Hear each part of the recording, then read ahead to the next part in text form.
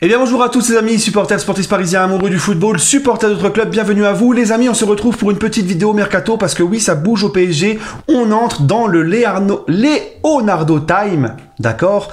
Ça bouge à Paris, voilà. Donc comme je vous l'ai toujours dit, et Tuchel y compris qui chialait, tant qu'il y a de la vie, il y a de l'espoir. Tant qu'il y a du mercato, il y a de l'espoir. Le mercato ne ferme que demain. On l'a vu avec Rennes qui était capable hier de te faire signer 2 joueurs dans la même journée. Rien n'est impossible. On sait qu'avec Leonardo, tout est possible.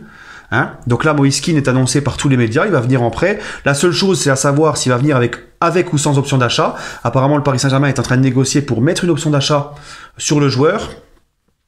Mais voilà, Leonardo, on va pas répéter tout ce que je dis depuis le début. Le PSG ne peut pas recruter des grands joueurs. Le PSG, Leonardo nous avait prévenu, il va falloir être créatif et faire avec les moyens du bord. Le PSG a le fair play financier toujours aux fesses. Ça existe toujours le fair play financier.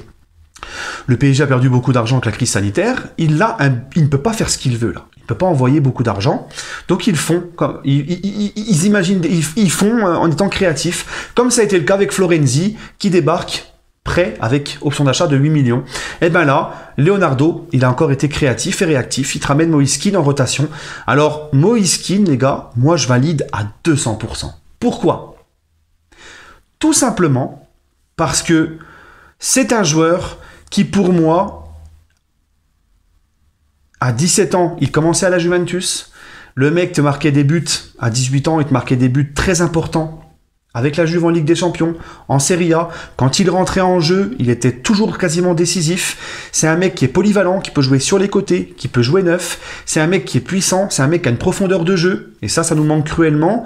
Et quand il n'y a pas Kiki, on le voit, il nous manque une profondeur de jeu.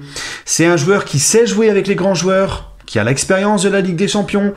Il a joué avec Cristiano, avec Dybala, etc.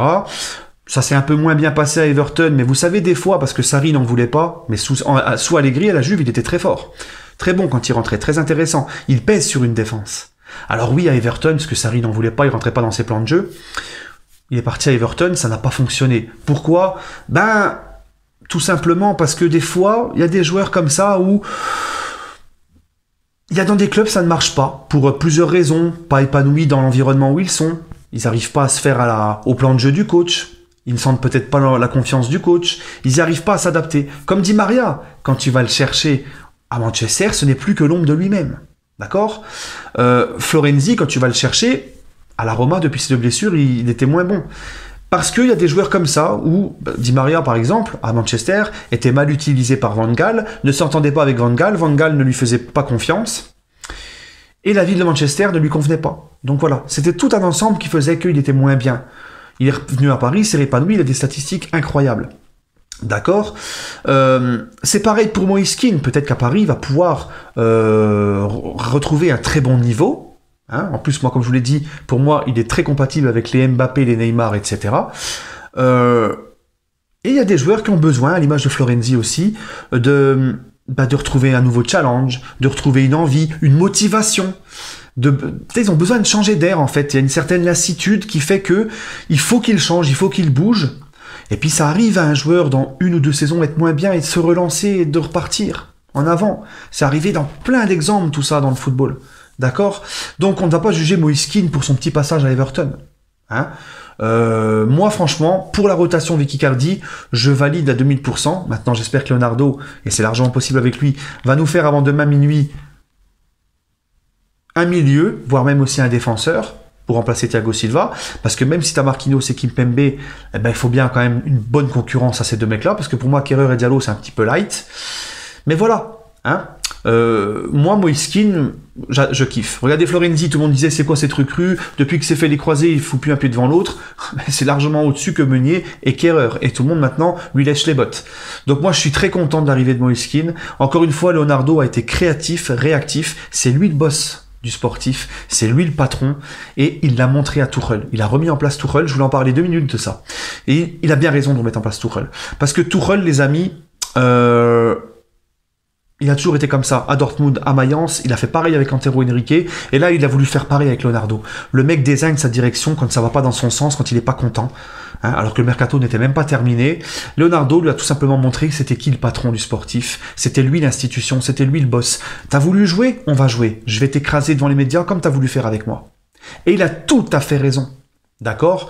Donc, maintenant, Tuchel, il va se faire petit. Et quand Leonardo dit « le club n'a pas apprécié et je n'ai pas apprécié », quand il dit le club, il parle de Doha, de Nasser, etc. Donc, s'il dit ça, c'est qu'il a le consentement des dirigeants pour le dire. Donc, le Tuchel, j'ai envie de te dire, il est plus que sur un siège éjectable, là. Donc, il a intérêt à se faire petit et c'est tout bénef pour nous. Ça lui évitera à refuser des recrues, comme Bakayoko par exemple. Un monsieur recrute, ne veut pas de Bakayoko pour son Rudiger. Mais on va où là? Encore heureux que Leonardo n'a pas accepté. Hein? Voilà. Bref les amis, parce que faire venir Rudiger et refuser Bakayoko, ça voudrait dire qu'il voudrait mettre Marquinhos en 6 et mettre titulaire Rudiger et Kimpembe. Tu vas droit au mur avec ça. C'est même pas la peine d'espérer quelque chose en Ligue des Champions. Donc heureusement que Leonardo ne lui donne pas les recrues exactes qu'il veut. En plus, ce mec est en fin de contrat dans 8 mois. Tuchel est en fin de contrat dans 8 mois. Si les Qataris auraient voulu le prolonger, ils l'auraient fait juste après sa saison, là, où il va en finale de Ligue des Champions et tout. Mais ils ne l'ont pas fait. Il ne le prolongera pas, pour toutes les raisons que j'ai déjà évoquées, moi. Tout le monde sait que Tuchel n'a pas les épaules pour ce club. Je ne vais pas revenir sur tout ça. Ça serait trop long. D'accord? Donc, Leonardo va pas faire venir des joueurs pour un coach qui va partir dans 8 mois. D'accord? Donc, parce que si dans 8 mois, c'est un autre coach qui vient et qui ne veut pas du tout des joueurs que Tuchel a demandé, et que ça ne va pas dans son schéma de jeu, comment tu vas faire? Jacques le mec, il te fait dépenser des 42 millions d'euros sur des Gay, sur des Kehrer, des mecs qui n'ont pas le niveau, Diallo, 35 millions.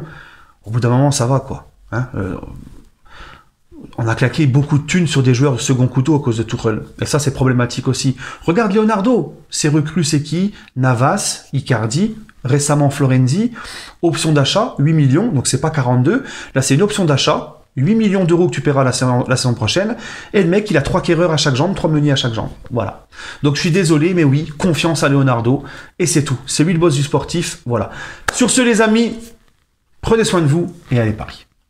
Ah, et j'ai oublié, attendez, à 18h ce soir, je serai sur la chaîne en direct de Seyss en parle, mon ami Seyss en parle, à 18h sur sa chaîne YouTube, en live tous les deux, et vous viendrez dans le chat, on répondra à vos questions, et on parlera du mercato, de l'altercation Leonardo Tuchel, on viendra dessus. Voilà les amis, allez, prenez soin de vous, et allez Paris.